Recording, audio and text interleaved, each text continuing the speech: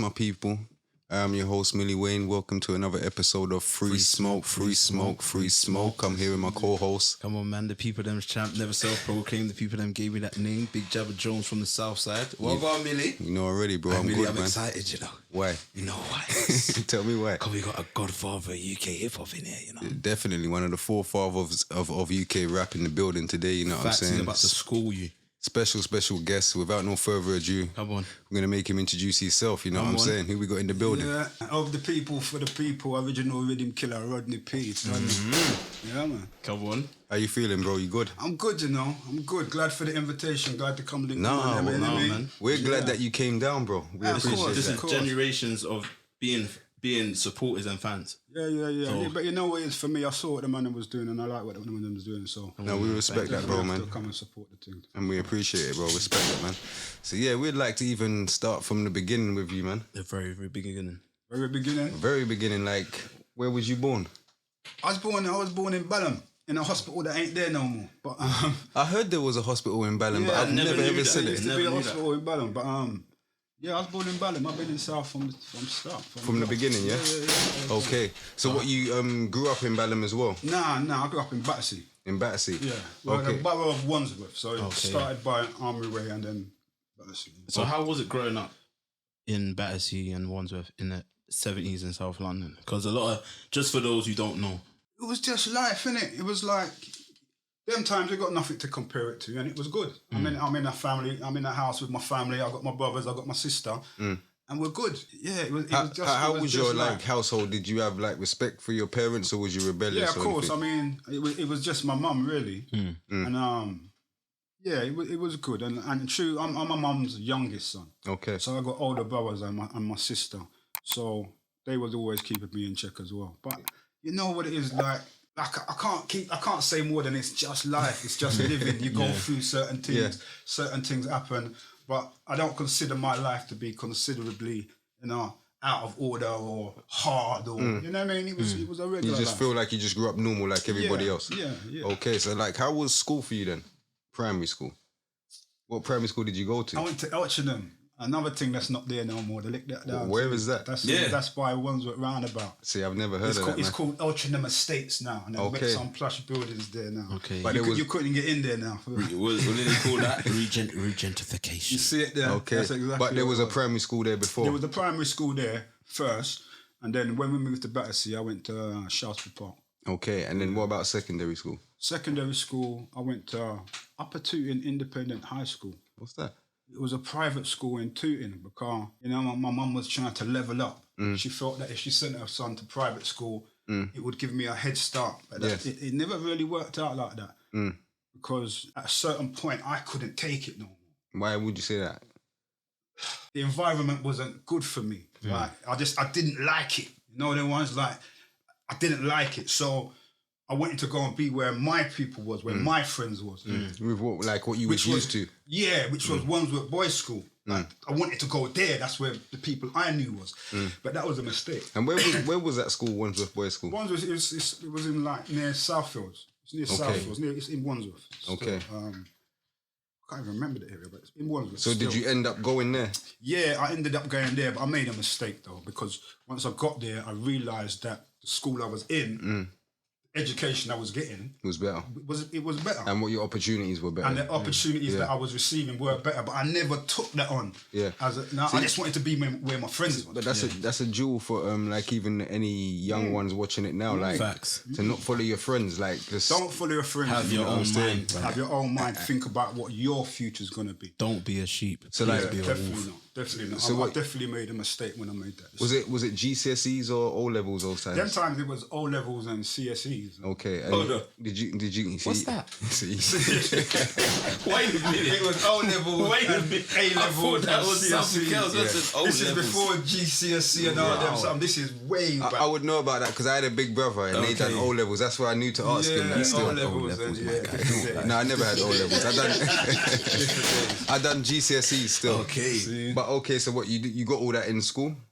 I did halfway decent, but because I had made the mistake of going to this new school, I just fell out of love with school. I was a good student, but I felt like, fuck this. Did you feel like the teachers weren't teaching at Yeah, honestly, I felt like when I learned this 2 years ago. Okay. So you're teaching me backwards You're instead of teaching me forwards. backwards. Like this comprehensive school that a lot of our young people are in, they're not really doing our kids no favours. They could be doing a much better job, and I know that because I've seen what a better job looks like. So I could just, again, I just said fuck it, and I wasn't really in school a lot for the last years of school. Exam time, I wasn't really around a lot. And again, I would say to the young people out here, don't shoot yourself in the foot. Luckily enough, I was able to like make a career and do this music thing, and like you know, but that wasn't promised for me. And there were times when life was a bit different. You get me, like And definitely in that time, it definitely wouldn't have been promised. In that era as well, man. absolutely. Yeah, no, absolutely. it wouldn't have been promised. You know, as a young black boy coming out of school with not much, you know, paperwork and you know, A levels and O levels. There wasn't really much. So what made you fall in love with music? Like from an early age? I'd always been in love with music. So what genre of music did you used to listen to when you were younger? All sorts of music. All sorts of music. All sorts. Because as the youngest in my house, I've got 3 older brothers and my sisters. I ain't got no control of the radio or the stereo.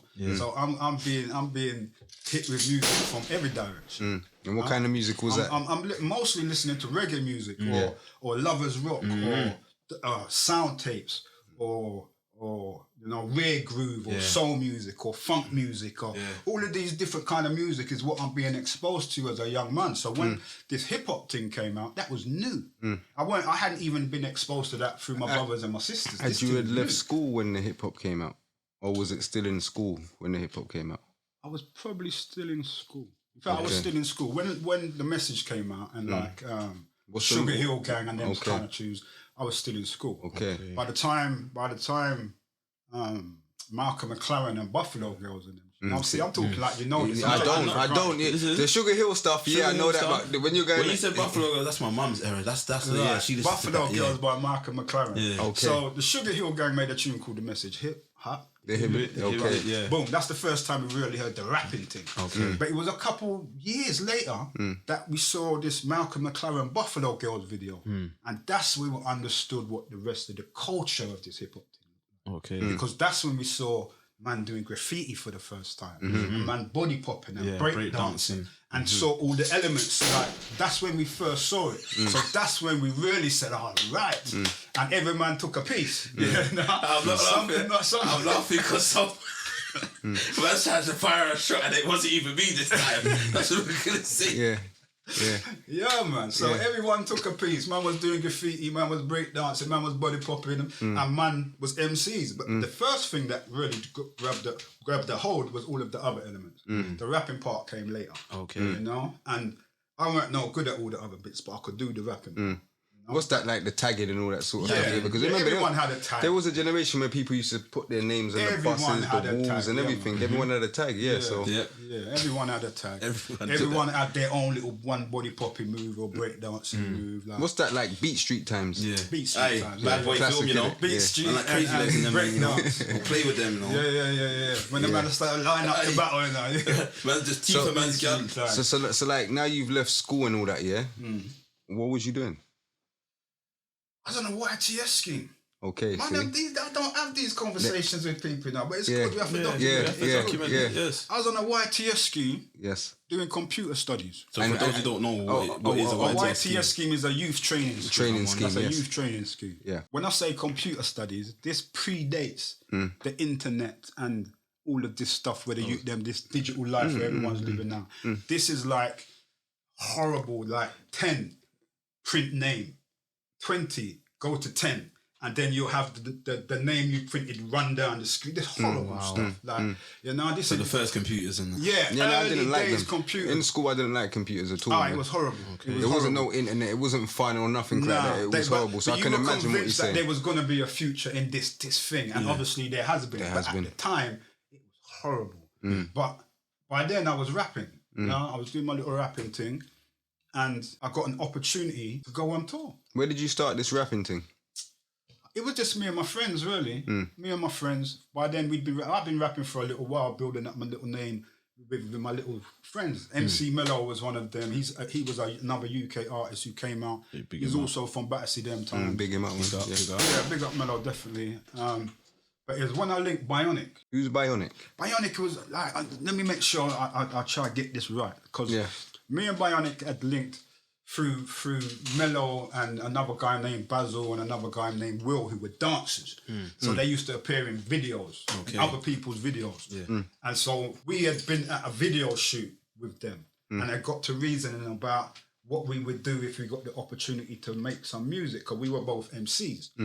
And we had thought about this hip hop with this reggae thing, and it was something that we hadn't heard it before. It wasn't something that we were inspired by someone else to do. It's something that we thought this would be a good thing to do. I know people are going to get mad because I miss out some names and certain man are going to carry feelings because you should have mentioned me. But to really just jump to the point, there was a friend of ours named Sipo, who was a human beatbox, well known. Rest in peace. You know? Yeah, definitely. And he knew a guy named Mick Jones, who was a part of a band called The Clash, which was a big punk band back in the day. Yeah. Right. And Mick Jones had set up a new band with a guy named Don Letts, who was a big DJ and photographer, part of the punk scene. Okay. Black guy, dreadlocks. Right. They had set up a band called Big Audio Dynamite. And they had invited Seapo to say, we want to bring you on tour because he's a human beatbox them time and this is a new part of this hip hop thing and he's good, you know? So line up a couple of your friends and bring them around the house and do a little demo thing and we'll see what's going on. And that's what happened. We went to the house, we did a bit, you know what I mean? Just had a little vibes. And they said, right, boom, you're coming on tour with us. And I said, yeah, it was like, YTS scheme, go on tour. YTS scheme was paying you £30 a week. On tour, they'll give you £10 a day per diems, which is to just buy a little food or, you know what I mean? £30 a week, £10 a day. It's £70 at the end of the week. Right. So how old was you when you went on tour? I've just left school, so I'm 17. I've just left school. And where did you go? This was all around England. Okay. So all around England, top to bottom, Scotland, all over. And what's that doing? Just rapping over the beatbox? Like them time there, remember that we ain't got a tune. we ain't never even been on stage before. But they're still putting you on tour because of your energy. And on that tour was another artist from America named Schoolie D. Now Schoolie D is the man who's credited as being the first gangster rapper. He made a tune. Go on Google Schoolie D. Nah, you're right. You're right. Parkside Killers. That's credited as being the first. Even Ice-T would tell you. The tune that inspired these LA, but 6 in the morning, police at my door. The tune that inspired that was Schoolie D's Parkside Killers. Okay. So he's on the tour with us. We don't know nothing about how to do this thing, but he's almost like a mentor for me. Like telling me certain things of how to carry the stage show. And you know what I mean? You say you soaked it up. Yeah, man, that was amazing. That was must have amazing. been. Of course, it was amazing times. I can believe it. Yeah, man. So now you're rapping though. What made you rap in a English accent back then? We always thought it was stupid. Now, firstly, I have to say I used to rap in an American accent, because everybody did. Like I will say to you, I didn't know anybody who didn't rap in an American accent. No, At that time, of course, But in dancehall, man was doing that. Man was what do you mean? Dancehall, like a man like Tipper Irie or Asher Senator or Smiley Culture or any, there was a whole generation of man who was bringing their Englishness into it. Like, you know, we represent Jamaican sound culture, but we're first generation UK, man. We weren't actually born in Jamaica and we need to represent us too, where we come from. Facts, yeah. They were doing that in dancehall in the UK already. They were. So around. We brought that mentality to hip hop. So it's not to say that we reinvented the wheel, you know. We never reinvented the wheel. We just saw something that made perfect sense and said, we need to bring that to this. You know? Yeah, that made sense. So originally what it was Bionic was doing a dancehall vibes and I was doing more of a hip hop vibes. And we was kind of meshing it. And over time we worked out how to just use your voice because it's not as easy as you think. That's what I heard when I was listening to the Gangster Chronicle album. I heard that like someone was doing the hip hop vibe and then someone was doing the kind of Yardie vibe, but it was British though. Yeah, it was in a British way. It was in that, and it was and it gelled, it was just finding a way to just use your authentic voice. Yeah, but they said, what did I say as well? That's the that was regarded as the most important album of in the UK in 2007. Mm-hmm. Yeah, you got a lot of credit. That's good. That's good. So brilliant, what made man. you want to come together and form the London Posse? Yeah, again, I will say to you that when we did that first tour, we weren't called the London Posse. Okay. There was a poster, the tour poster, Big Old Dynamite on tour, and on it we were one of the guest artists, and it said Sipo, Bionic, and Roddy Rock plus 2 dancers. That's what we were called. We never had no name. When that tour finished, Who was the 2 dancers? You? Yeah. Nah, that was Basil. So who's Roddy Rock? I'm Roddy Rock. I thought Them so. times. You know? That was Roddy Rock. Yeah. Roddy Rock. So when that tour finished, they're going on tour in America. But we're not on that tour. Yeah? We're not booked on that tour. But man said, fuck it, I'm going to America. So we just said, we're going. Like, we're going. So you pick up the things and just go on. Yeah, we just booked up the thing and left. And I got an auntie. I got a little family who live in Brooklyn them time. Okay. So we just went and stayed in Brooklyn and kind of just trying to get involved and got involved. That's where, when them times it was about BDP was big them times.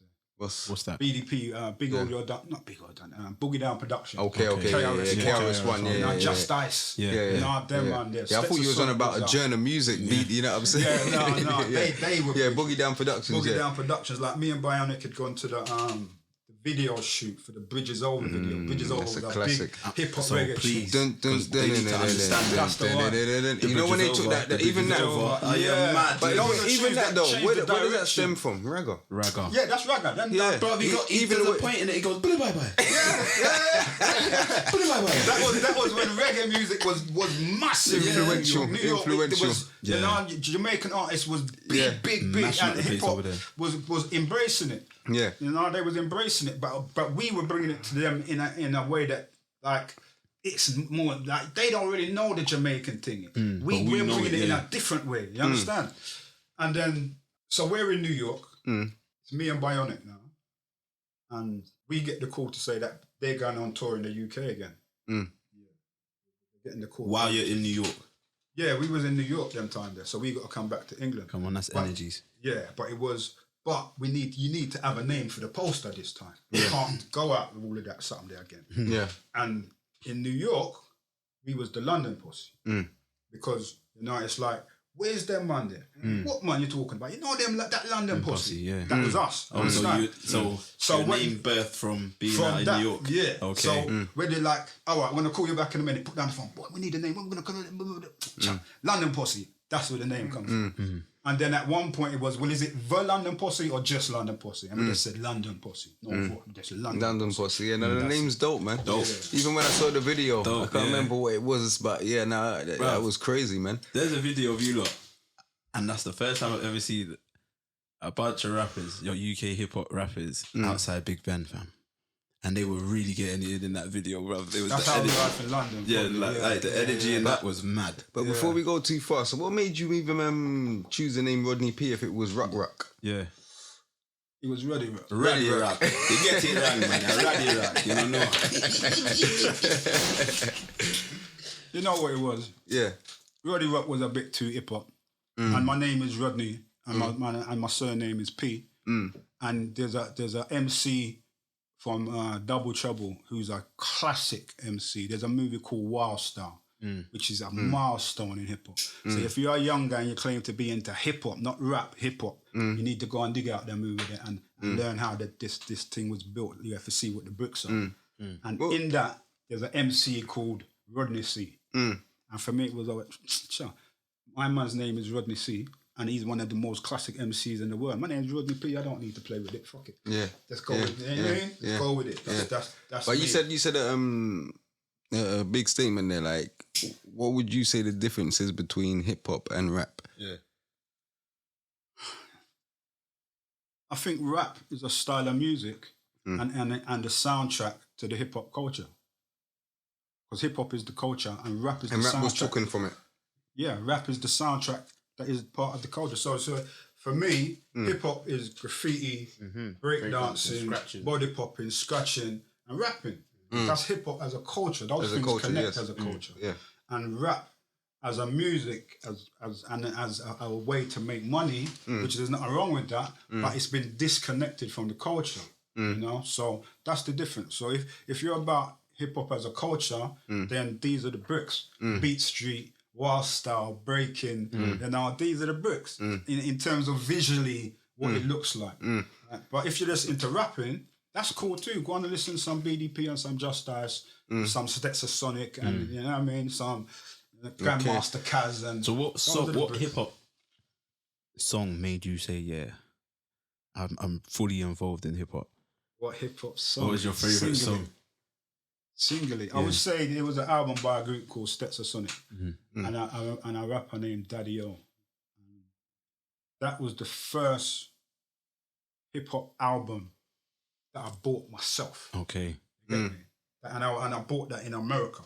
This was before that trip. I'd been to America before with my mum and stayed in my aunt. Okay. And me and my cousin had gone. So you were travelling from young then, innit? Yeah. You wasn't just stuck in London. You was about. Nah, you know what? Like, again, I was my mum's youngest child, so we would roll. Okay. So you went everywhere. Yeah. We would roll. Like, he was the lucky one still. Yeah. The rest of them, you know how roll again. So you see, when you said you had to come back and go on tour in the UK again, you came up with the name The London Posse. Yeah. What made you want to create an album, and how did you create the album? What studios did you go to? All right, so we did the tour, and on the very last day of the tour, which was in a club called the Lyceum in the West End, there was a guy, a manager there named Jazz Summers, and he offered us the opportunity to make the record. He was part of a record label called Big Life. Big Life. That still runs now. They still run now. They have some big artists on there. Yeah. Him and Tim Parry. Where are they based? In the UK? They're in the UK, yeah. Okay. You can look them up, Big Life Records. He was the husband of Yaz, a singer named Yaz. And I don't know if you know, she had a big tune named The Only Way Is Up. The Only Way Is Up. Yeah, of course. Yeah. That is her. I remember that. That's her husband. The way how you was moving, it's like you really wanted to flex a little bit. That's a big tune still. I remember it, Yeah, that tune. So he was an industry man. Okay. So we put out our first tune with them, and it was off the back of the tour. Yeah. Okay. And that's why performing was always so important, especially them times. Like a lot of these young guys, they've never performed anywhere. Them times there, from the time we first got on the stage and didn't know what we were doing, we never stopped performing. Now, none of them, they can't fuck with me on stage. No, they can't. They can't. Grandfather, you're MC, you're a mic controller. Yeah, I do my and that's for a reason. That's me. It's a mic controller for a reason. When you see these men perform, you just got to step back and just take lessons. You know what I'm saying? That's what you do and appreciate, bro. That's what it is. But recording the Gangster Chronicle album now, what was that process doing your first album in it? So there's a gap in that. There's a gap. Because we did that first single, which is a record called, it's called London Posse actually. It was actually called London Posse, and then it was called, on the B-side was called My Beatbox Reggae Style. Okay. My Beatbox Reggae Style. You know, that was always the vibes. So we put that out, and then What year was this? Just so we can kind of document it, like the Gangster 87. Chronicle album. That was 87. So that's the first single come out in 87. And it's called the Gangster Chronicle album. No. That's called London Posse. London Posse. And My Beatbox Reggae Style. But when did the Gangster Chronicle come? That came out in 1990 maybe. 91, 90, like early 90s. Early 90s. Because there was a gap. So we put out that single and then we fell out with the label. You know? That's with Big Life. Big Life, and again, and again, you know, it was us standing like we feel like we're being mugged off and we're not gonna let it happen. One of those situations. But it also meant that we're out in the wilderness for a while. You get me? We're out in the wilderness for a while. What was it like even dealing with labels and stuff like that in them times there? It was a headache. You always felt like someone was trying to take the piss out of you. Did they even understand you? No, not really. They didn't understand the music or the culture. They just saw something that maybe they can exploit. Like, you know, that is how it felt. You know what I mean? But But you had a genuine passion for what you was doing. You had to find a way to make it work. You get me? So between the first single and the Gangster Chronicle album, we made a song called Money Mud. Yeah? Yeah, I heard it. Yeah. Money Mud is the tune that really made an impact. We did that with Tim Westwood's. Okay, that was on Tim Westwood's. Oh, so Tim Westwood had a label, yeah? Yeah. He had a label called Justice Records. Okay. Yeah. Okay. Yeah. And he worked with a guy whose name I can't remember at this moment. But he produced that record and he was just, I give him credit. He did, boom. The production on that record was outstanding. That's Money Man, yeah? Money Man, Yeah. And I know he recorded that in Battery Studio, Jive Record Studio. Okay. They had a studio in Wilsden. You were using big studios then? Yeah, that was big studios. Them time again, like, I don't think the youth them understand how hard it was to get in a studio. Now the level, a man can make a record in his bedroom. Of course he can, yeah. A man couldn't make no record in his bedroom them time. You couldn't. You had to go and save up your money to book some time in a studio and you're paying for it by the hour. I would say we're the last of that generation. We was paying like $6 and all this sort of stuff, $6.50. It costs. No, like for the whole day. For the session, for the whole day and all that sort of stuff. It costs, man. It costs a lot of money, man. It costs. That's real. So I can imagine in his time, that's crazy, bro. Making records was hard. And remember, even, again, that was another thing when you're doing record deals, those budgets for those studio costs, it may not come directly out of your pocket, but you're going to pay for it. So when you hear artists say, yeah, we put out that record, but we've never seen a penny, that's because you're still paying for the cost of making the record in the first place. Because these are the things and those kind of things still happen now. I feel like in your era, there was a lot of 360 deals. No. No, it wasn't. No, 360 deals are new. Oh, new. Those are new. Okay. Those are new. That's crazy. Yeah, 360 deals are new. That is crazy. Like, I thought they were the music and the publishing and the merchandise was all split up them. Okay. Yeah, definitely. They would eat off that, like their show. That's proper. Yeah. It was better back then. Yeah. It was better. But a lot of our artists were less educated back then. So facts. a lot of artists were just getting moved to like ridiculous. So when you got transitioned rapping in the UK form and the UK accent, how was the US and everybody taken to it? I mean, we weren't really thinking about the US market them time there. And we hadn't established ourselves in a position where we felt like we hadn't really opened that door yet, to be honest. We were still in the UK telling UK rappers, you're supposed to be rapping in a UK accent. Facts. That was still the facts. That's always been it, man. Man pushes that as well. You have to be, It's like people sometimes talk like, London Pussy came out and then everyone started rapping in an English accent. That never happened. We came out, how much argument we had back with man saying, nah, it's hip hop, it's supposed to sound American. You sound like making reggae, you're swampers. Like it was a different day. Like man, a lot of people, them old school words, they feel me. Feisty, like different days. Like we had to push to make it the norm. Then certain other acts came out. Demon Boys came out. Never heard of them. Never heard of them either. That's what I was going to ask you. What was the scene like there in the rap scene? The rap scene started. Yeah, there was a scene. There's always been a scene. There's always been one. There's always been a scene from the mid '80s, early '80s. There's always been a scene with groups like we came out '87, but there were artists that came out before us. We weren't the first group. We were just the first ones to come out with the UK accent. But we weren't the first group. There were other groups before. Definitely. I mean, one of the groups I always hail up is the Cookie Crew. Cookie Crew is two girls from Battersea. Oh yeah, man. Okay, yeah, man. Who they had chart hits. They had pop hits. They were artists having success, selling records, making hip hop music. It's just it just. So in your time though, who was around? What sort of groups? Again, like I say, for me, a group that I was a fan of was the Demon Boys. The Demon Boys. And the Demon Boys were very, very similar to London Posse. Where were they from? They're from Tottenham. Okay. From Tottenham. So they came out very quickly after us. See, this is one of them moments where my mind's gone blank and I can't think of no groups. But there were a few. Give me a minute, I will think of a few. But there were a few. Yeah. There was like... Derek B. Derek B was another man who was having big success. Never heard of him. Chart success. The man who was on top of the pops and all them. Yeah, man. But did you lot get on top of the pops? No, we never got on top of the pops. Okay. We never had. We were we had the underground success and the credibility that a lot of them man they didn't have. You know? But we didn't have.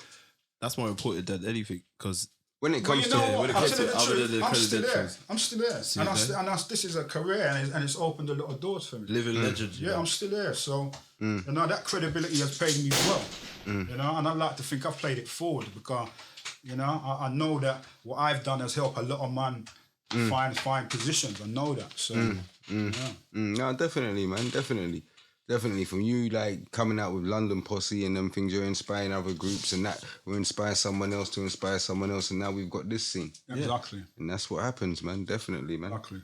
When I was growing up, I saw Channel U. I saw DJ Fusion Greatest Show. That's a big tune because it had you had Skibbity. I think his name's Skibbity or MC Skibbs, and it was just people that I heard about, and I saw my brother listening to, and his brethren's guy mad for the jungle scene. And they're still about, and they were so relevant in the scene till dead. And I feel like, do you feel like Channel U played a big part in the UK scene as well? Big up Jamal, definitely. Oh, come on, man. Like, but again, that's years later for me. Yeah. That's years later. That's not even like a couple years. Years later. But it still showed that even me in my age group, wow, that's them, man. That's this. Yeah, what it did was you knew that the youth, them who were here, were using what they got to push it forward. And they did a fucking good job. You're from like what, MTV base, isn't it? Yeah. Not even before that. Yo MTV Raps. Yeah. With Dr. Dre and no, but you've had videos and stuff on there. And that's what I mean. Yeah. We've done before Channel U even existed. You've had videos played. We've done Yo MTV Raps a few times. That's what I'm saying. I've done them as interviews with Fab Freddy. We've had videos played. And where's that in America? Yeah, here in America. How was that interview with Fab Freddy? Because when I used to watch my brother and my dad used to record every episode of Yo TV Rap. So I'd just run there, come home and watch it, and I'm thinking, this guy's just flies, just talking, and then you'll have just the next up and coming rapper or next up and coming star, and it was just like a vibe. It was a proper vibe. Yeah. So how was it over there? The thing with Fab Freddy, obviously he's a legend, big team. Definitely. But we were supposed to do that interview, and you remember them day there, the IRA was active. Yeah, you remember the IRA, right? The IRA was active. Yeah, they were active, and we're in the middle of Piccadilly. So if you watch that video, you'll see that we're in the middle of Piccadilly, and we're by ourselves. There's like, and it's like a Friday night, or you know, the IRA. There'd been a bomb scare. They'd cleared out Piccadilly, no one there, and when we got there, they had just lifted it.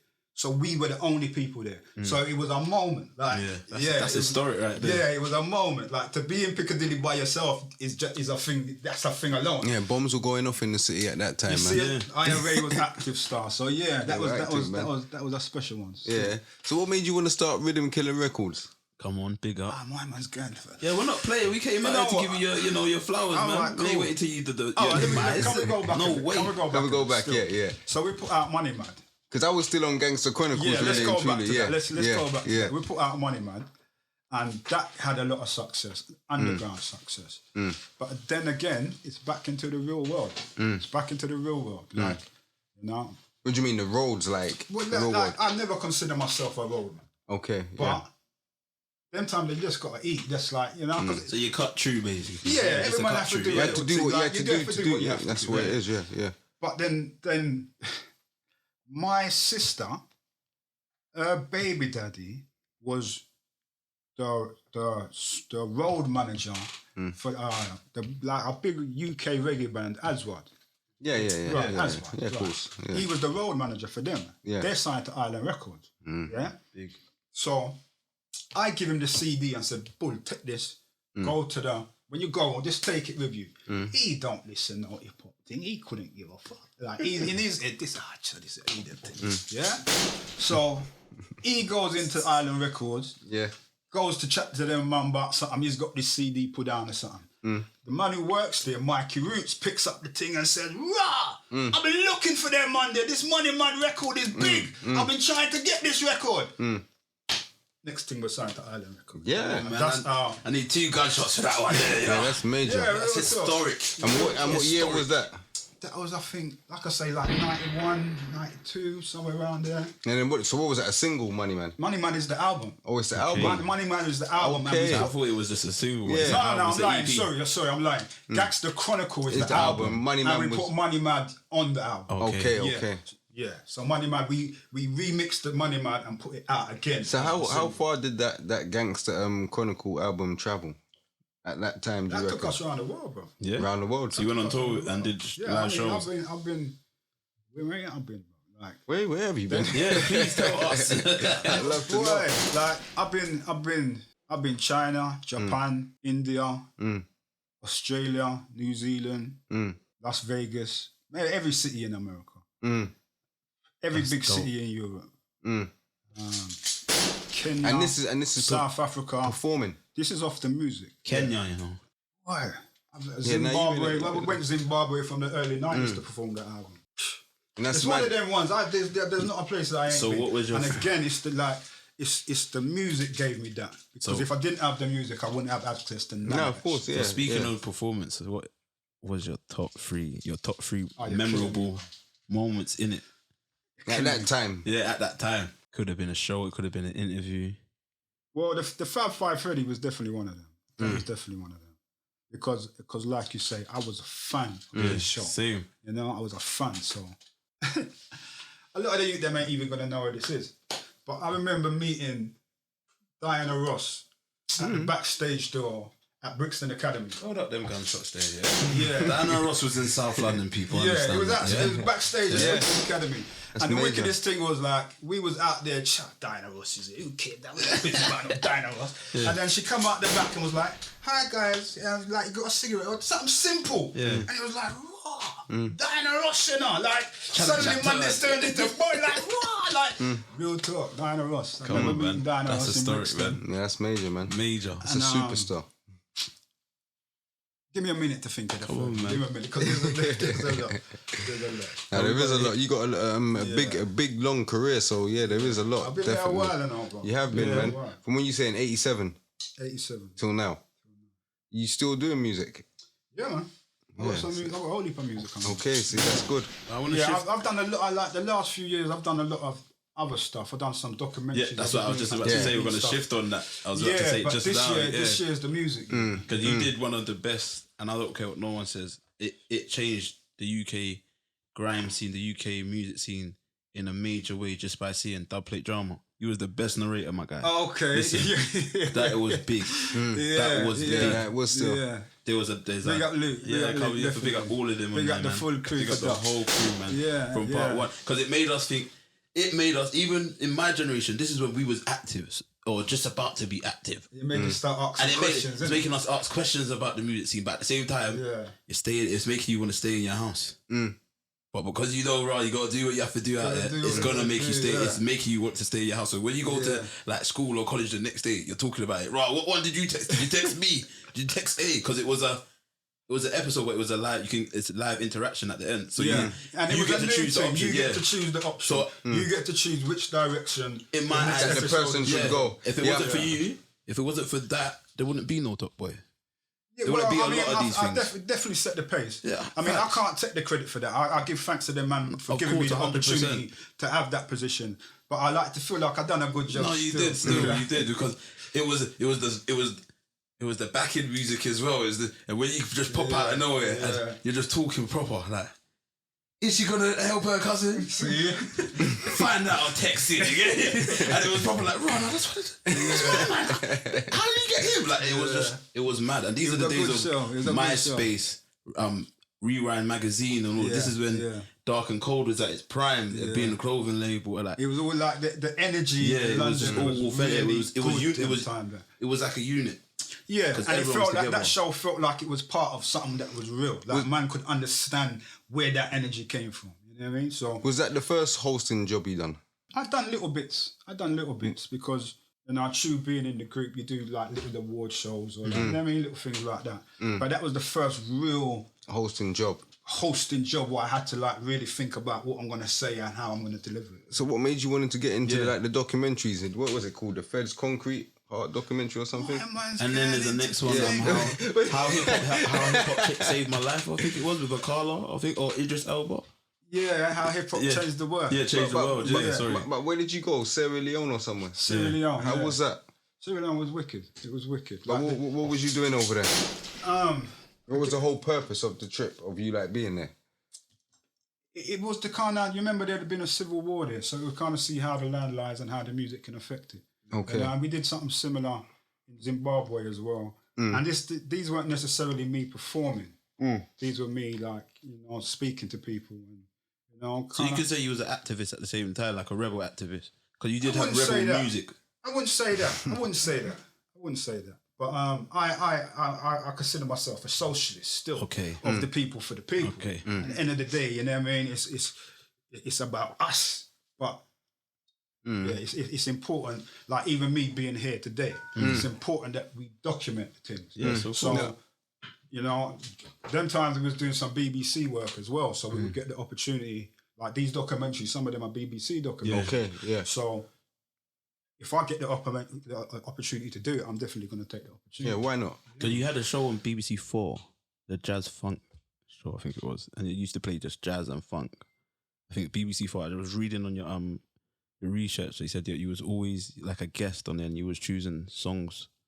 Okay, that would have been a one-off show though. Okay. That wouldn't have been my show. To me, that was a big thing when I even read about it, because it's like BBC 4, I don't really know about them playing jazz that's or funk music. This music thing is funny, This music thing is funny. Like the very first record that was played on One Extra was a song that me and my DJ friend Skips and Roots Maneuver and Beverly Knight and Gemma Fox made. That's the very first tune that ever played on One Extra. But I've also had like documentaries presented on Radio 3 and Radio 4. Okay.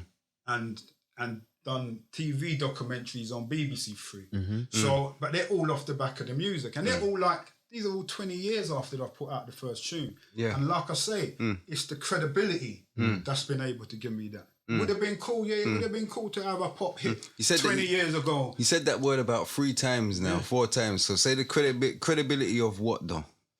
The credibility of that. For the viewer's purpose. Yeah, I've always represented me. I've always represented me. I've never allowed myself to be what someone else wants me to be. I've always stayed, representing who I am and where I come from. And that's what gives me the credibility.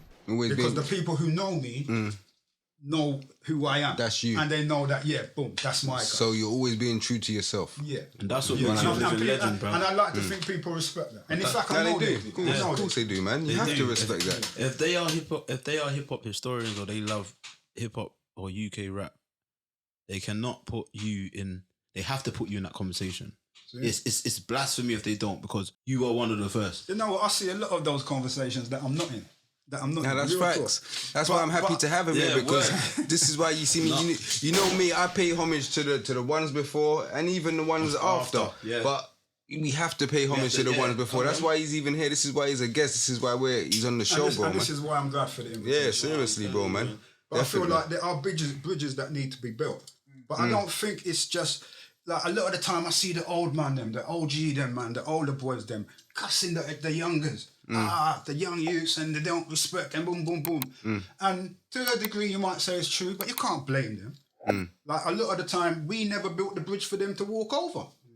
So that's a two-way street. So opportunities like this are to be taken by the youths and the older men, because if we really want to know the story, it's a two-way story. As elders, we can't disrespect the youths of what they're doing now and expect them to respect us. That don't make sense. That don't make sense. So, yeah, man, it's a two-way street. So what do you think, even though this is jumping off before we get back on track, what do you think of the new scene? Yeah.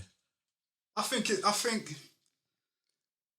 a lot of the music I don't listen to in my house, But I think what the man are doing is a lot. Like, in a lot of ways, I would love to be out now. I would love to be 18 now. Oh my gosh!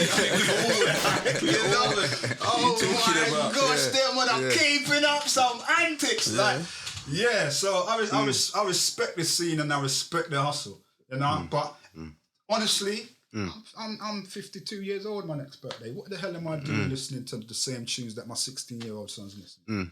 You know, so I respect what they're doing. I think there's a lot of creativity in it, and I think as elders, a lot of the time we don't respect the creativity. Now, them youths are creative, but it's for them. Give them that. Remember when we were young and they were saying we were rubbish. Our elders were saying we were rubbish. What the hell is that? Oh yeah, what you're listening to and all that stuff there. Yeah, so what type of rubbish you listen to? Yeah, even though like what you said in the beginning, we would hear from our elders what's on the radio and stuff. But when you most probably started listening and doing your stuff, they most probably thought, "What the hell is that sort of stuff?" When hip-hop was the new thing, I was like, "What the hell is that? What the hell is that?" And now we're here doing the same thing. Yeah, yeah, it's like hypocrites, isn't it? Yeah, exactly.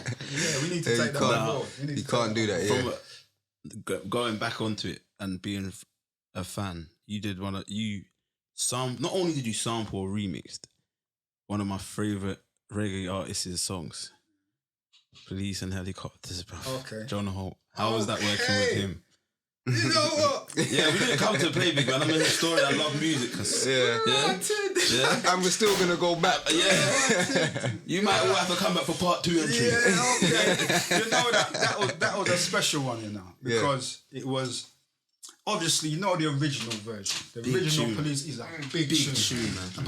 But that's what we know.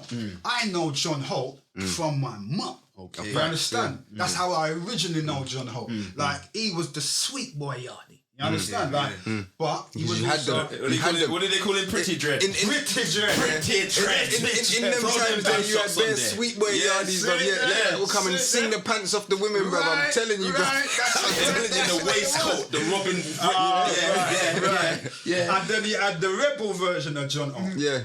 So that Police and Helicopter tune has always been big. Always been big. You play that in any venue, it's big. You play that in a jungle rave, in a hip-hop rave. It's Police and Helicopters talk about weed. People them love that. And then, luckily enough now, I'm a man who knew him and had his number. Yeah. And I had the idea for the song. It was just to switch it up. Because in this day and time, there's so much people who's growing weed in their house. Or in a shed. Or like, you know what I mean? So, So I called him in Jamaica and said, I got this idea for this song, and I told him what it was. And luckily he just said, yeah man, I like the idea. Boom. And 2 days later he sent me back the vocal. That's what I kind of like about the artists abroad. They will do what you just said. I've had the same thing, like where I've hollered at like one of them American rappers, and he said, yeah, just send it to him. I went sleep, and when I woke up, it was in my email, bro. And he's a big rapper. So you know what I'm saying? So that's what I like. That's what it was. In the UK, it's not really like that. Some of the in the UK, man, can be a bit stush sometimes. Stush, bro, man. Yeah, like, it's funny. Yeah, it's funny. But big John Holt, you know, I was shocked. It was another situation where like, big John Holt, you know, like. But yeah, it was really easy. You know when you love a song so much that if they sample it or remix it, sometimes it doesn't go good. But I'm here to tell you, from my generation to the T. Yeah. To the T. All right. That one there make you want to skank out, or you know, like Scar. You know that when my dad used to listen to so much different type of music. So Scar, like Madness, Baggy Trousers, them songs, the Stranglers, and you all don't that. know, you dig deep. If you know, you should know about the Dub Pistols and them something. It was Scar, man, it was Skank Out. Yeah. Cause I did my research. Yeah, come on. Yeah. Madness is one of my favourites. That's why I called them out. Baggy Trousers is one of my favourite songs. It's just the way how they went on. Like from that era, it was a thing of you're not seeing them moving like that. You're just seeing pop stars, top of the pops. Yeah. They got the Ray-Bans on, the shirt colours up, the long trench coat, and just having fun with and making videos. It just looks like fun. It just looks like fun. Who's that? Them white dudes again? Yeah, I know you're on about. I've actually got a tune with Suggs as well. Yeah, I got a tune with Since we're on the collaboration subject then, so who have you collabed with then? Yeah. Like what sort of artists? And what one's your favourite one? I got a tune with Smith & Wesson. Okay. I got a tune with Smith & Wesson. Major. Hard, man. That tune's hard. There's one German producer. Yeah, some of them European producers are crazy with it, man. They're mean with it. They're crazy with it. Yeah. Big up the European producers, man. Send them the UK artists that fire, man. Definitely, man. Big you up all day, man. Got a tune with David Banner. I got a remix with Pharaoh Munch. And I'm just thinking hip hop because that's I've got a lot of different kind of music as well. Like, you see, while you're thinking, but you're like, he's our golden egg, like you know, like the KRS ones and all that generation of, you know, like our UK rap. He's like our he's our golden egg. I've got collabs with Pharoah Monch. Yeah. David Banner. Yeah. No, it's appreciated, definitely. That's why I say that, like, again, we need to build this bridge just so the man can know that these collabs and this you know, this style of working is not new. It's not new. We haven't reinvented the wheel. You know, we just lost the connection, and that's an easy thing to reconnect if we have the will and the ambition. Isn't it? No, definitely. So what was it? David Banner, Smith and Wesson. What UK ones you worked with? I saw like Roots Maneuver. Yeah, Roots Maneuver. R.I.P. Ty. He was one of my favourites as well. R.I.P. Ty, definitely. Me, Ty, and Black Twang had a coalition thing called Kingdom. Yeah, which we had intended to make into an album. But the album was supposed to incorporate lots of different... It was never going to be me, Tony and Ty on the album. It was just supposed to be lots of kings. You understand? That was always the intention. And now with Ty's passing, it seems difficult to move forward with that, you know, because he's not here. And he's so difficult to replace. So what was that? You know, he's not difficult to replace. He's irreplaceable. Irreplaceable, yeah. Wait a Minute is one of my feel-good songs, man. Yeah, man. Yeah, man. Even when... He's a real creator. Yeah, real lyrics genuine as well. creator. Yeah, genuine. Even on... There was a rapper from... I think he was... I don't know if it's Birmingham or Wolves. And he had a song called Let It Go. It's a big tune. Got the remix, Let It Go, big tune. Big and tune. it was on rotate on Channel U all the time. And I made sure, because it was such a big tune. This is the days of downloading illegally, allegedly. Yeah, but LimeWire and bear shit and all them things there.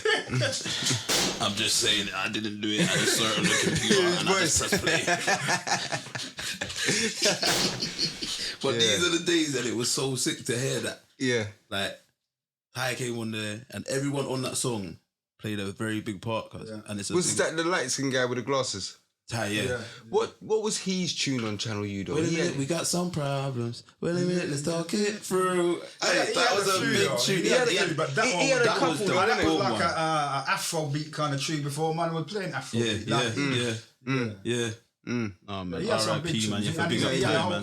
Yeah, big him up. R.I.P. Definitely, man. Come on, man. Definitely, man. So yeah, let's get back to where we was in it because we jumped way ahead, man. Gangster Chronicle. Gangster Chronicle. I've said that like about 4 or 5 times. Yeah, I've said Gangster Chronicle. Yeah, the dates are very important. Yeah. So all right, it's early 90s. I think it might have been 92. Yeah, but I wouldn't swear to it. Okay, but it was definitely like it was pre-94 for sure. And that's why no one can ever say that man ain't the godfather of hip hop because he was really doing it. You know what? I'll tell you the truth. Yeah, it's one of them ones. I never give myself that title. I would never give myself that title. But the simple reality. Why not? Why wouldn't you give that self title? That's too bossy and that's like facts. That's why I wanted you to explain. Yeah. This is the whole. Yeah, come on, man. Yeah. It's not that. Yeah. But the simple truth is, I'm the only one who's still here. That's just it. If I'm to get that title, that's the reason why. I'm the only one who's still here. You know, there's been a lot of man who's come and gone, had their moment. There's man who's shone a lot brighter than I've shone. You know, there's man who's had a lot more success than I've had. But I've just been there the longest. You know what they say, innit, that you would know already, innit, the races ain't for the swift, it's for those that can endure. So you've been enjoying it a long time, you know what I'm saying? Yeah, so that's what it is. So okay, you do the Gangster Chronicles album, 92. You're touring that. You've been all those countries. What happens after that? Yeah, I mean, then we're the London Posse, and we're working as a group. We're trying to keep it moving, and we are keeping it moving. We're having a fair bit of success. You know, doing a lot of shows, doing a lot of TV stuff, making a lot of videos, creating a lot of imagery. Like you say, you see that How's Life in London video. When we did that song now, we had put that out on our own label. But then we set up our own record label. Okay. And again, like the thoughts of being independent, that was always a mindset as well. So for the up and coming artists, is it very important for them to get to a point where they start their own labels? It's everything. Okay. Depends on what kind of situation they're in. I mean, you know, the pop world and you know, there's a whole different worlds of music, you know? And for where we was, in the situation we were in, we felt like, why, we can do this. All ourselves, we could do this all ourselves, you know? Like, so in the pop world, what sort of groups are out in this time? then. Yeah, while you was out. Was my boy out like even? I swear, I think you worked with him. Omar.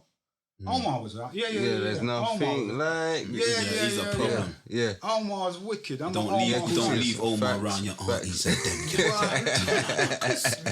talking about. You used to see him driving the Saab back in the day, the black Saab. Yeah, facts. Yeah, no, you used to see him. Them talking about a do.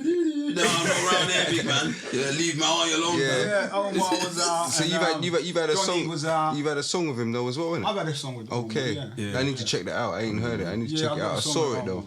Yeah, I got a song with Omar. Omar's my brother still. Okay. Yeah, and again, over the years, because of the music, you build a lot of relationships. Terry Walker is my good friend. Donnie is my good friend. Like, you build a lot of relationships with a lot of people over the years. No, Donnie's one of the they're doing their thing. He's got a thing with Noel McCoy and Junior Giscombe that they do as well. That is wicked. So was Soul to Soul out before you?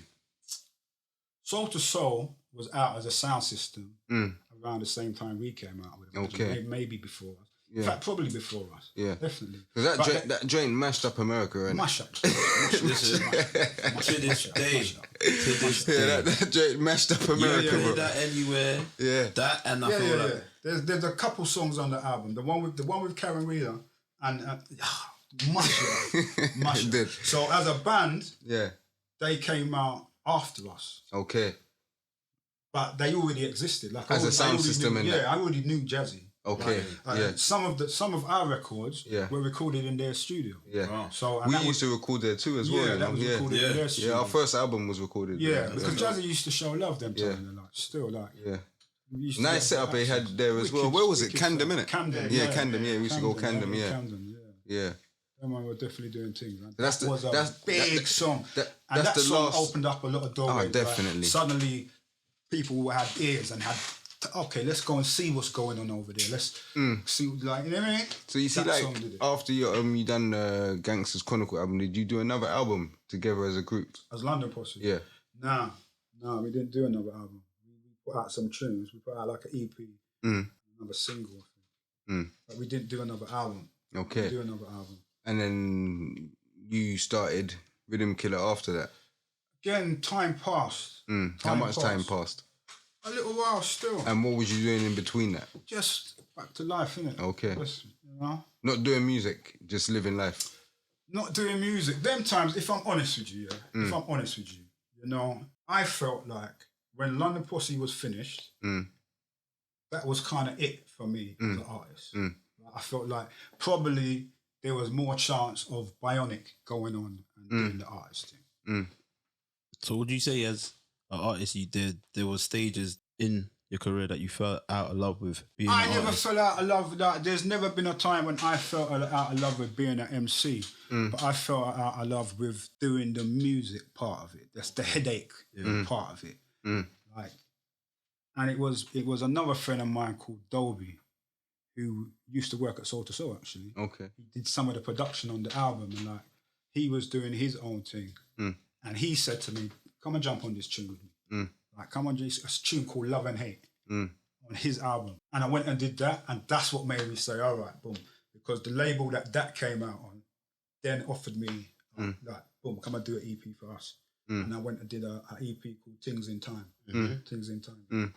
And then, all right, boom, I'm Rodney P, solo artist. And that's how it happened. Because in that time, like me, like watching as well, because I used to go like shows with the Dynasty and all that sort of stuff. Right, 57th. Yeah, 57th Dynasty. So I used to go to shows. So when I'd see like you, Skinny Man and that, so you two kind of really stood out to me, mainly because of the way you lot would use the English slang. Like those words I've heard coming up. You know what I'm saying? Like how you lot are rapping and everything. That's how... Like, the other groups, some of the other groups, you know what I'm saying? It would be... It was authentic. Okay, he's from New York or is he from Philly or is he from, do you know what I'm saying? But you guys, like, I like the way it was just totally British. Like, that's one of the things I love, definitely. So I'd always big you guys up for that, man. Definitely. Big up Skinny Man as well. Council State of Mind's one of my favourites. Yeah, you know what?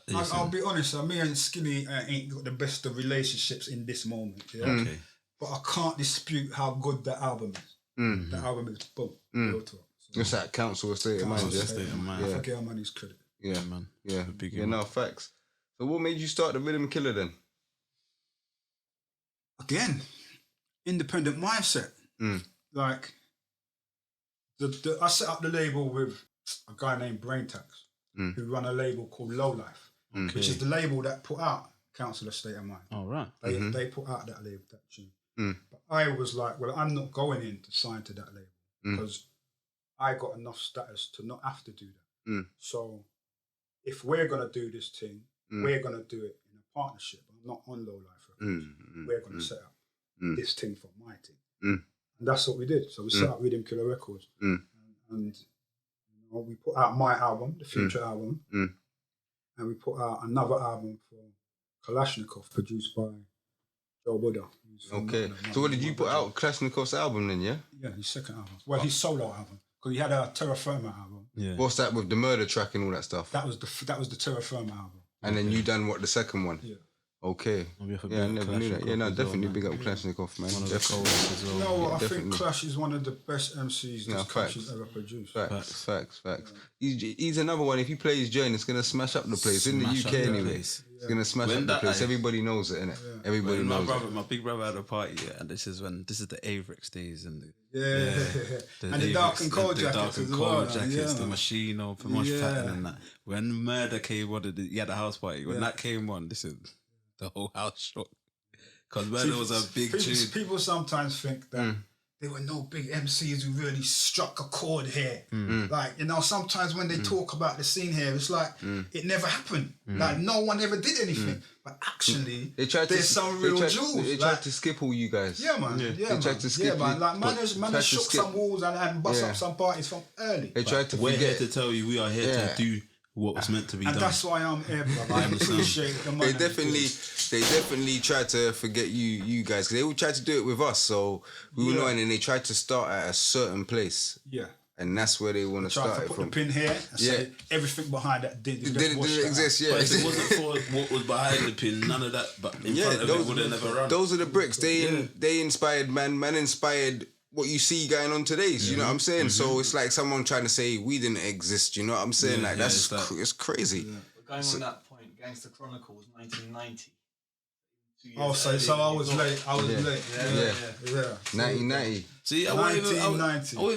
I was born in that year. I was 10 thinking I was going to be a footballer or something like that, man. If it were in September. 1990, that's. Yeah, no, that's dope, man. So what's your favourite album you've done? Well, I've only done one. I've done the 2 albums. So I've done the London Posse album. Yeah. And I've done the Future album. And which one? My own album. Okay, which one you prefer? My own album. Okay. But I've got a new album recorded which features the tune with John Holt. Yeah. And that's the best album. That's the best one, yeah? I know. So what's going on? Let it go! So what's going on with that? That's for this summer. That's for this summer, Like I said, I've been doing a lot of other stuff. Yeah. But this summer I'm on the music. Yeah. Okay. No, but you lot can do that. You're like of that status where you can just come and drop your thing and everyone's supposed to support it. You know what I'm saying? And get behind it. Yeah, the whole game.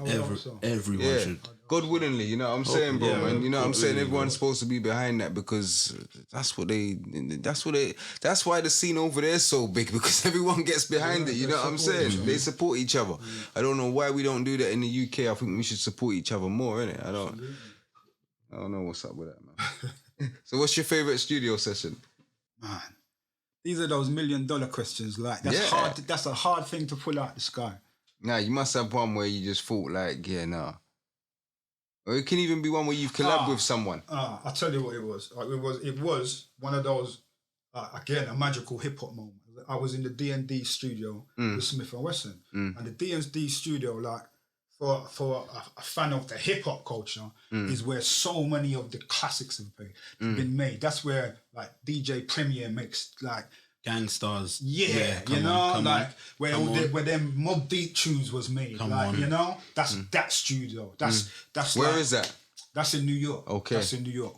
And being in there with Smith and Wesson, who I'm a fan of as well, and the man is on like, just sitting down running something like, man, it was a good day. That was a good hip hop day. You feel me? Like, Now you've been around some of the goats then, man. Like the originators, definitely, man.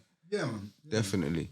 Even the ones after, because I read that you hosted at the Princess Trust, I think it was called. And you hosted with Alicia Keys and Jay-Z. Yeah, that's it. Yeah. How was that? How was that? That was good. Yeah, that was good. I saw Jay-Z, I shook his hand, I never got to chat to him. Yeah. But I chatted to Alicia Keys and her mum. Okay. And they were very cool people. Very cool people. Again, it's like them ones where you think people like gonna be stush, but actually she's regular folks. Like, she was cool. How was Glastonbury as well? No, because it's always good. I'm a festival man. Yeah, like just to throw that out there from early, you know. Come on. Like festival season is my thing. You performed there, yeah? Yeah, I've performed that's there. mad. Listen, there ain't no. That's mad. There's not really, unless it's like a big rock festival. I do all the festivals. I'm looking for that booking there. So how was your? that's that big booking. Yeah. He does them as well. He does them as well. Still, so I call myself I'm the host and the master of ceremony. Still, I make sure I'm jumping up and down all over that stage, big man. Listen, no one is doing it like me. You see, we call you and stamp you the Godfather. I am the people them's champion. Understand? The big belly rude boy in the MIC. You can't touch to me. You can't really talk to me, Steve. It's that. Yeah, it's the festival thing. I'm definitely. No, there ain't nothing better than. So this is when you said the live shows and that is so dope because I love that. Yeah. There's nothing better than feeding your energy to someone that you don't know what they've gone through before they've got there. Yeah. So for you to go on the stage and feed your energy to them and they're just jumping up and down. Watch it raise up and like. Come on, the mosh pits. Yeah. I won't be in no mosh pit though. Well, I'm getting a bit old for a mosh pit still. Listen, I've dived in a few of those still. And I've done I ain't even done that. And again, I've been doing festivals for years. Yeah. These festivals have been running for years. Like that's not new. And some of them have like 5, 6, 10 different stages. Yeah. So and I'm there for the weekend. Like, trust me, bro. I like a festival. Yeah. I wouldn't even. You can't even go into festival stories. Like that's a whole different. That would definitely be a different show. Right, we got to go into one. One now. That was leading me to my next question. Was sex and drugs and rock and roll. That's what. This is 3Smoke. Live your life. Talk your truth. Talk your truth. This is 3Smoke. We gotta learn from the OGs. You understand? We gotta learn the good stuff. The good and the bad. I would say just take time, warm in, and live your life. That's what I would say. But there's a lot of fun to be had over. You're at the right festival with the right people. There's a lot of fun to be had, for sure. So how's it be afraid. I know a lot of men who say, well, I'm not going festival. Trust me, just free up your vibes and go on and enjoy yourself. All that you on the same charity concert as Jazzy Jeff, Mos Def, and Dead Prez.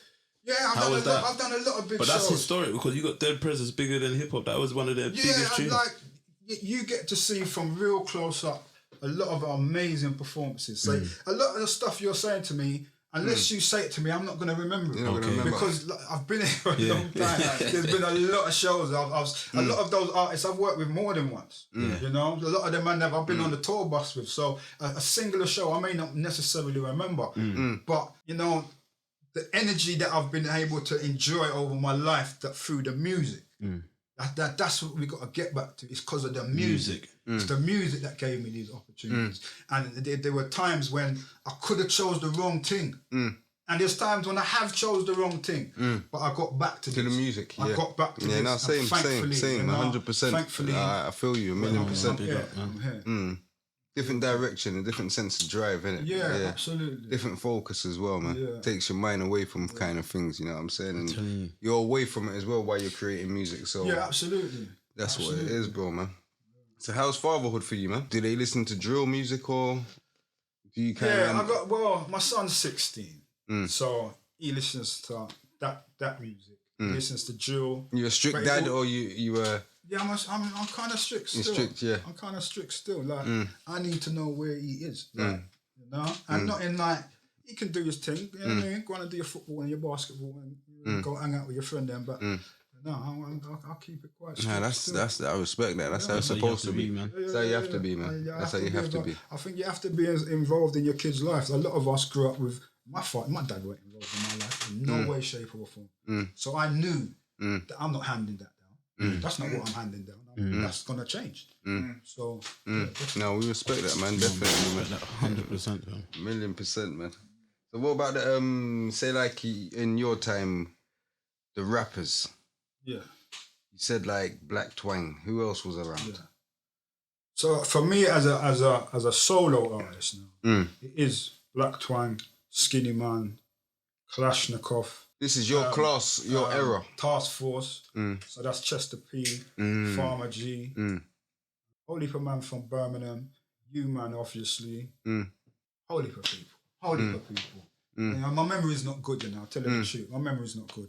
But there was a scene that was active. You know? And there was shows, there was radio, and there was man's tune was getting played, and you know, things were definitely.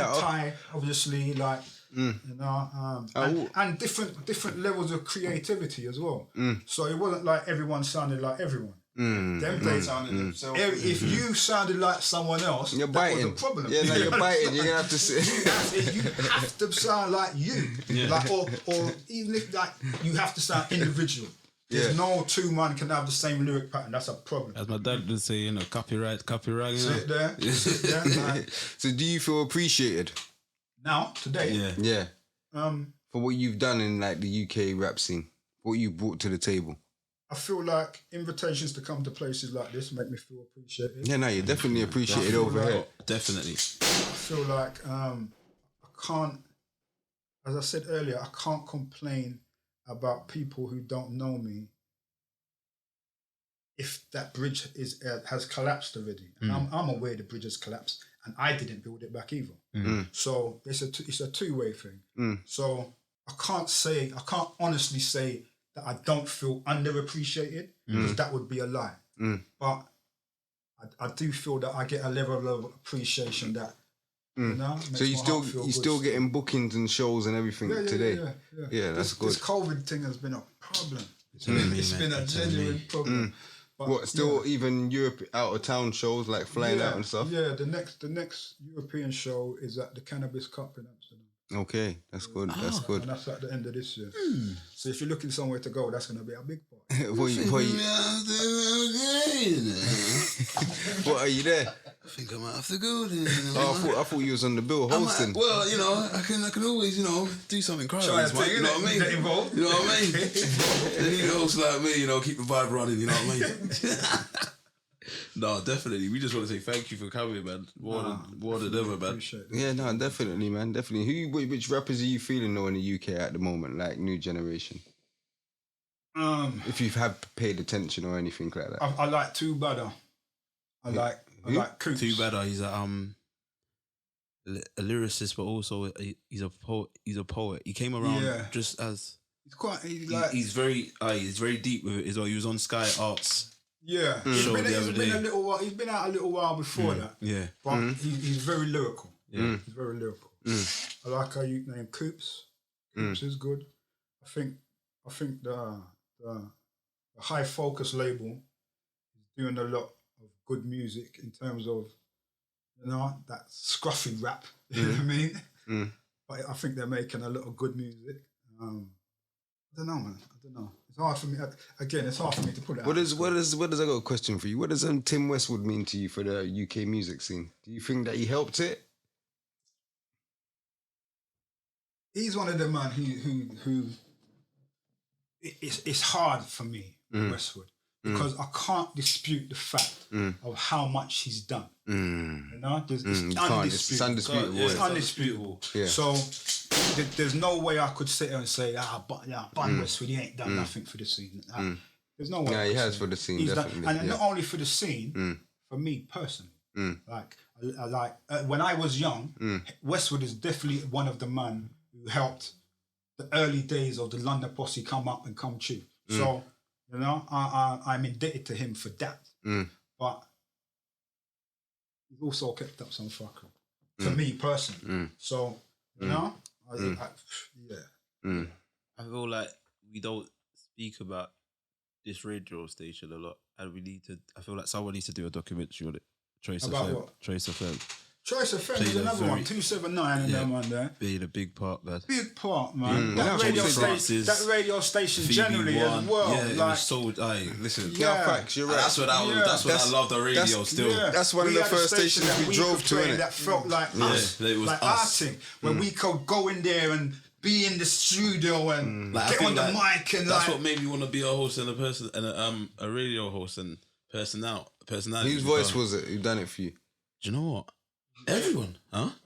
Who? I was going to say Jennifer Ross. Do you know what? She got a good voice though. Good voice. Still, she got a very good voice. Listen, we got to big her up too because she's one of the first people to play us as well. Jenny Francis, I think Commander B as well. Commander B as well. Yeah, a couple DJs on there. So yeah, always got a big up Choice of Friend, man. Definitely. Richard Blackwood had a show as well. That was definitely one of the early outlets for the underground music that we were trying to push because we weren't getting on. No, listen, I was so heartbroken when it changed. We were not getting on. Yeah, I was heartbroken when it became Capital. How do you think you feel like in your time the whole general country wasn't into what you're doing and that's everybody's into it now? How do you mean? Like rap, hip hop. Like I think it's good. I think part of what we were doing then was to get here. So if Facts. we're miserable about being here, what the fuck was we doing there? You know?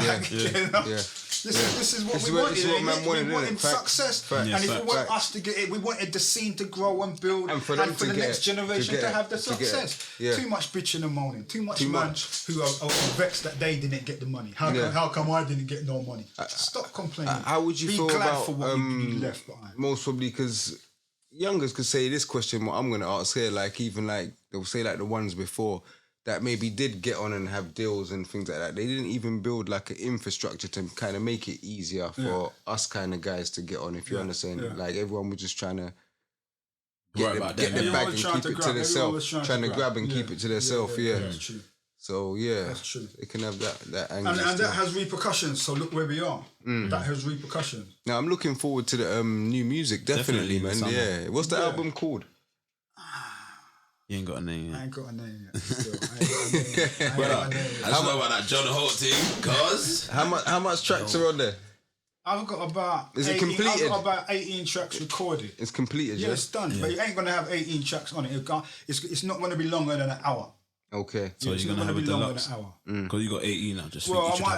I might do like a double vinyl thing, like a special. Yeah, man. But on the actual release, it's not going to be longer than an hour. I feel like they know who the Godfather is, you know. Yeah, no. We might just give them the energy. Boom, man. Come back up. So what are you gonna do? Like, still, it's gonna be on all the streaming platforms and as well as. You know what? You're still gonna do vinyl and CD. Yeah, as special things because. Again, there's a fan base for collectors. Definitely, yeah, man. So I'm gonna go with some of that. Okay. Speaking on, and again, because I've got a fan base, I know that will support me. So speaking on streaming, how did you feel, or how did it look to you with the transition from the tapes, the CDs, the mini discs to now the internet and streaming now? Like no one don't really have. There's no HMV, there's no Red Records, there's none of these shops to go and buy your CDs now. Yeah, but you know what that's meant? It's meant as an artist, you can take advantage of the chance to sell your merchandise. And for me, again, as I was just saying, I have a fan base that will support me in buying my merchandise. So it's become another stream of income for me. So now it's weird times, it's strange times. But like I say, to have physical copies and collector's editions and all of that kind of stuff, I could still sell those, as well as have the streaming going, as well as having the Bandcamp going. So there's various different streams to come in. Some of them treat you fairer than others, but can we take advantage of all of them? One question I wanted to know: what was like a hip hop show like in '87 in the UK, man? What the hell did that look like, man? I can see it now. hella Ray-Bans on, hella shades, hella big jackets. I don't think Ray-Bans was out there. Nah, not Ray-Bans, but you know the dark shades things. A man wanted a goose with a furry collar. Yeah. Maybe a Kango hat. Kango, I know about that shit. It was Cassell's. Yeah, the Ray-Bans. it was Cassell's. Well, them big ones, them big square ones. Yeah, it was the Run DMC thing. Okay. Black and gold or the white and gold ones. Was that the look then? That shell toes. Come on. The Run DMC look was the look. Yeah, the Run DMC B-boy. Or the B-boy. Or the LL Cool J was the look. You say one foot up and one trouser leg down. The sweet boy hip hop B-boy look, and then there was the, you know what I mean? Is that how you was looking? Nah, cause I was more of a mix and blend kind of thing. You know, I kind of got the vibe even when I watched the videos and stuff like that. It's kind of like when I watch like Buckshot Smith and Wesson videos. I got that kind of vibe, you know, like the whole kind of squad. Yeah, that's man's in the. Yeah, that's why I liked it as well. Yeah, that video is shot in the West End and it's shot in Union Grove. Okay. Union Grove was shot. Okay. Yeah, no, that's big, man. No, very big, man. And again, like you said, before man saw that video, man weren't shooting videos like that. Yeah, no. And I don't say that to be bossy. Yeah, how much did that video even cost back then? It cost a lot more than it costs now. But again, we had a friend, Blake Bedford, big up Blake. He's a filmmaker and his thing now. But because he was a fan of what we was doing, he helped us get it done and help with the edits and things. So big up Blake. What was your favourite video to shoot? And it's just not just your solo, but in London Posse as well. In London Posse, we got a video called Style, which was probably the last video we done. But I like that video. So yeah, you can go and Google that one there. That'll be up on YouTube. And then I got a lot of different videos. I got a tune with a band called the Dub Pistols, which is they're kind of a dub reggae drum and bass kind of band. What did you do? An album or just a track? I got about 6 tracks with them. So is it EP? But across now it's across albums. Okay. So they have different vocalists on different albums. So I've been on a few of them. Okay. And we've got a tune called Mucky Weekend. We've got a tune called Mucky Weekend. In fact, later this year, where they were looking into doing a festival called the Mucky Weekend. So, you know what I mean? Look out for that. But there's a video. What is that? Like a rap, hip hop, or dub? It's drum and bass. Drum and bass. It's drum and bass. Okay. Yeah, it's a drum and bass. Yeah, it makes sense. Mucky Weekend car. Them drum and bass festivals are very, very mad. Yeah. You know, like how in a normal festival, no one ain't really trying to be in the mud. They're in the mud, bro. They're in the mud in the drum and bass festival. They don't want a tent. They want no roof, bro. They're not playing. They're serious about this. Yeah, the raving is real. Yeah, no, it's real. It's real, definitely, man. But that's a good video. Yeah. Mucky Weekend. Yeah, no, we appreciate you for coming down, man. Definitely, man. 100, 1,000%. Anything more you want the people to know? Yeah, man. Yeah, man. Just like I say, there's a lot of new music coming out this year. Look out for me. Things is going in. Where can they follow you on the socials as well? Rodney P _UK. Am I looking up here? Am I looking anywhere? Yeah, Rodney P _ UK. You got all the cameras on Instagram. Rodney P.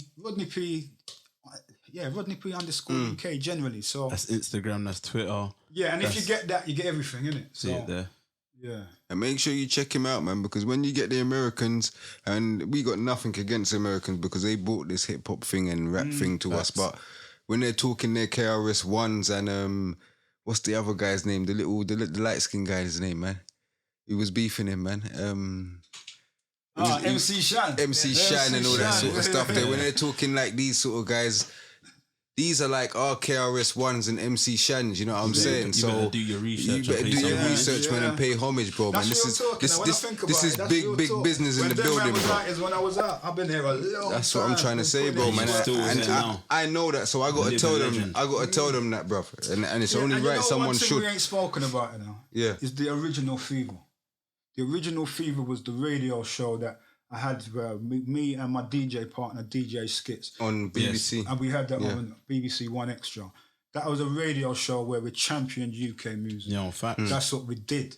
That was what we were. That was our job. You understand? So you played nothing but UK? Not nothing but UK. We played music across the board, but we made sure that we selected UK music that wasn't being played anywhere else. You know? So, yeah, it's always been about pushing it forward. It's always been about helping to build the scene that we got here. You know? And it hasn't always, like I say, there's been a lot of disconnections. I think, you know, when grime became something else, and the UK hip hop was like they separated. That was like they stuck a pin, moved in another direction. Now rap and grime are kind of reconnecting, but that pin is further down the line. So all of this stuff has been missed out. You know, but like I say, I'm here in a situation like this to help try to connect bridges. No, that's what we got to do and build bridges. You know what I'm saying? Rekindle everything, bro, man. You know what I'm saying? Old with the young with the old. That's what it is, bro, man. That's what this podcast is about, bro, man. You know what I'm saying? We're all different kind of ages in the room. You know what I'm saying? It's about each one teach one, man. That's what makes us. That's what it is. It's a generational game. That's what it is, bro. So we're here to grow, and that's what it's about. You're young, you grow. You know what I'm saying? That's what it is. We're not just trying to grow individually. We're trying to grow together, man. And this is the thing. We need to unite and grow together. Each one teach one, as Mill said, fam. Like they say, it takes a village to raise a child, innit? So we're all trying to be the village to raise each other's children and make sure they're safe and guided well. That's what it's about, man. That's what I'm saying. But yeah, no, definitely. Big up Rodney P for coming down. You know. All good. You know what I'm saying? You saying that's it? You good? Nothing else? Yeah, we're good. I'm done, man. We're good? I'm good, brother. We're good. Any questions, Mo? I know you're a fan as well. I'm going to just quote Tupac.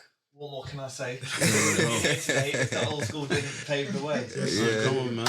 Yeah. Come on, man. Now, big up Rodney P, man. Thousand times, a million times. You know what I'm saying? It was another episode of 3Smoke, episode 13. I am your host, Millie Wayne. You know what I'm saying? I'm here with my co-host. You know, the people them's champ, never self-proclaimed. The people them gave me that name, Big Jabba Jones from the South Side.